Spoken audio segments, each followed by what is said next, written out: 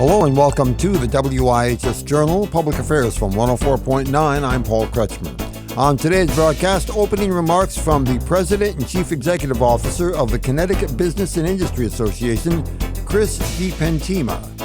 And welcome to the 2023 Connecticut Workforce Summit, hosted by our great team at CBIA, along with the Connecticut Office of Workforce Strategy, the Governor's Workforce Council, the Connecticut State Colleges and Universities, our good friends at Social Venture Partners Connecticut, and our affiliate, Ready CT.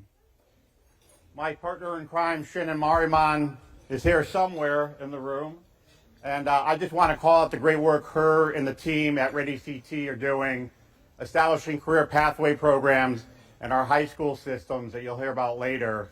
As I've said many times at our events, we need to have these career pathway programs in every high school across the state of Connecticut to provide opportunities for everyone in our state. I also want to thank our generous sponsors, CGI, KPMG, and Wells Fargo for their generous support of today's event and for making it possible. How about a round of applause for our sponsors?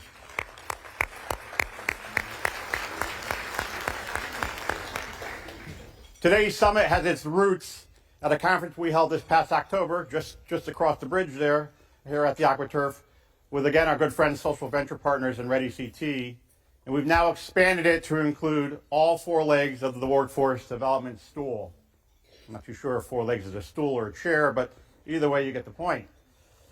We now have businesses here at the table, government, education, and our great community organizations, all represented here today in the audience, and you'll hear from them on stage throughout the program. Who do the 420 of you in the room today represent? 27% of you are business leaders, CEOs, HR and talent development, corporate responsibility, and policy executives from every industry sector across our state. 20% represent a broad range of state, local, and federal government agencies and programs. 1/3 of you come from education, teachers, professors, administrators, and students from our elementary, middle, technical high school, and comprehensive high schools. And of course, the state's community college and four-year college systems. And 20% of you represent community-based organizations, groups uniquely positioned to helping us understand and address our workforce challenges. So that's who's in the room. The what is on the table in front of you with a comprehensive agenda. So why are we here? The why. For me, today is all about realizing opportunity. It's about unlocking Connecticut's incredible potential, working together to make sure that everyone in our state, regardless of who they are or where they come from, everyone has a pathway to pursue the career of their choice. Connecting people to opportunity. That's why we're here today. Let's hear from some of those who are employers, our state programs, educational institutions, and community groups have connected to meaningful opportunities to build incredible lives and careers here in Connecticut. I get choked up when I hear stories about that. Really, really inspirational stories about the great work everyone in this room is doing, and you could see literally the impact it has on an individual basis.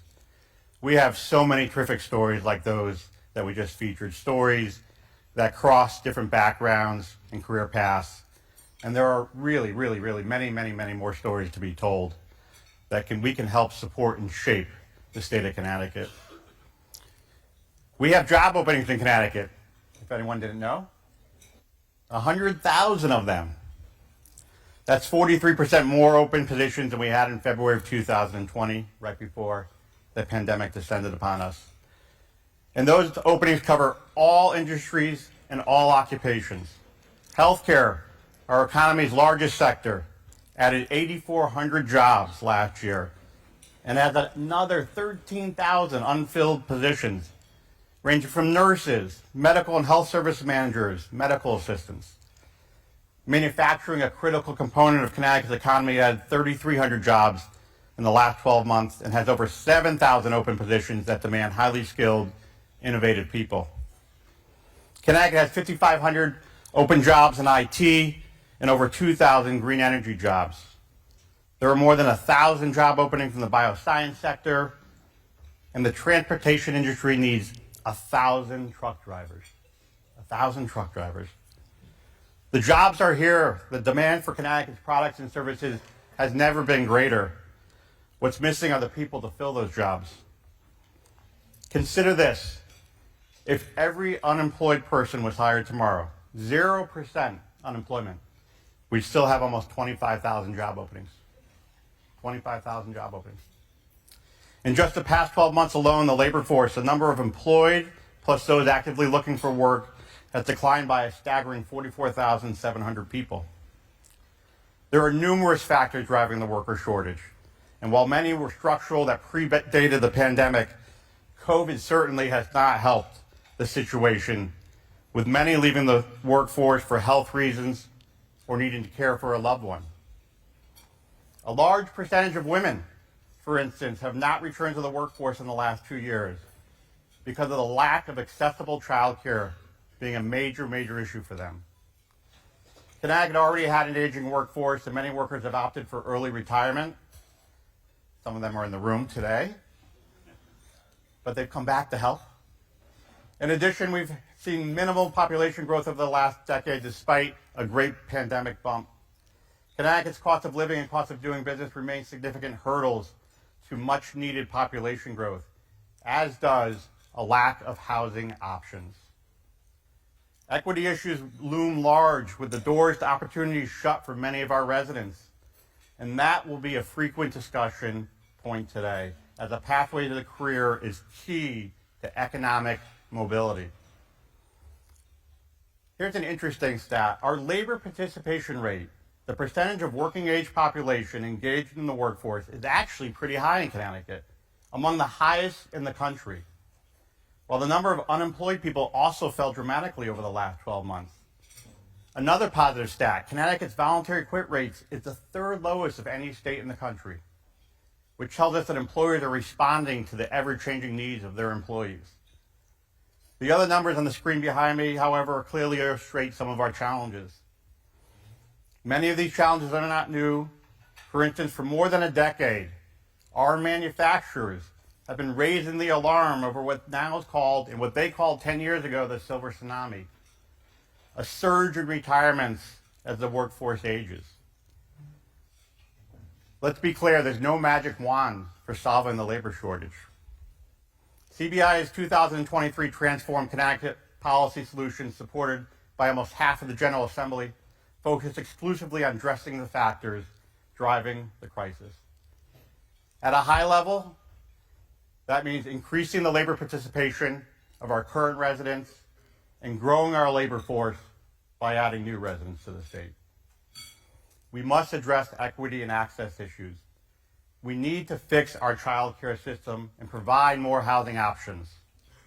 Let's ensure our education system equips tomorrow's workforce with the tools needed for success. The nature of work and employee expectations are evolving rapidly, and employers must recognize that and adapt as well. But let me tell you, Connecticut is responding. There's increased awareness, obviously given the size of the room today, particularly among many key stakeholders, and a growing number of initiatives and programs, particularly those targeted skills development and aligning education curricula with the needs of our modern economy. Many of you are playing a key role in those solutions. Governor Ned Lamont, who will be with us later this morning to take part in a roundtable discussion with students, made workforce a policy priority for his administration. And we're very fortunate to have Commissioner Alexandra Dom with us today, who we are joined at the hip with in a common mission: grow our economy by adding jobs and growing the population. You've heard the voice of President and Chief Executive Officer Chris DiPentima from the Connecticut Business and Industry Association from the recent 2023 Workforce Forum. For further information, call us at 860-346-1049. Opinions expressed are those of the participants, not necessarily those of the staff or management of the station. I'm Paul Kretschmer on the WIHS Journal, Public Affairs from 104.9 WIHS.